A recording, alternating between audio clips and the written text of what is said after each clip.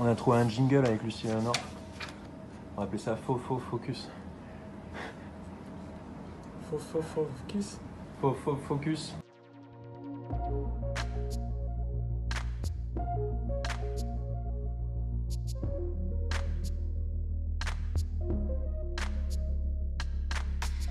Jean-Paul Riopel était un peintre canadien né en 1923. Nous fêtons dans 2 ans le centenaire justement de sa naissance. Peintre majeur de l'abstraction de la seconde moitié du XXe siècle, il a traversé de la fin des années 40 jusqu'à sa mort en 2002 la peinture contemporaine.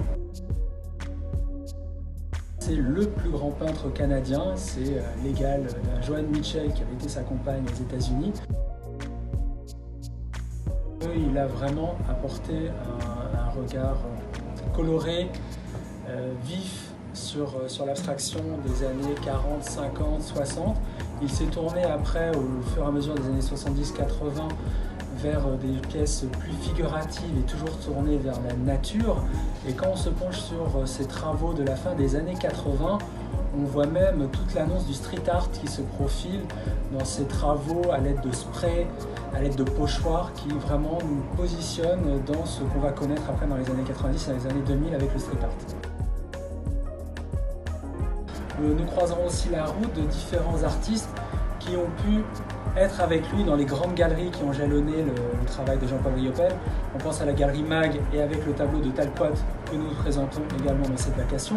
Vous aurez aussi Camille Brienne, Henri Michaud, la partie surréaliste avec Victor Bronner. Il ne faut pas oublier que notre ami Jean-Paul Riopel avait été surnommé par André Breton le trappeur supérieur.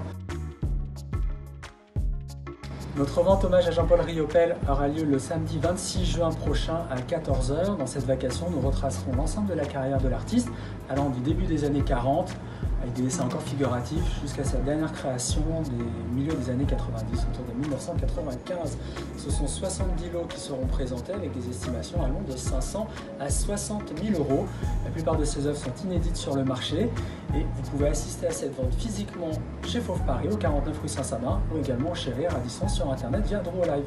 L'exposition a lieu actuellement depuis une semaine et sera encore visible jusqu'à la fin de la semaine prochaine.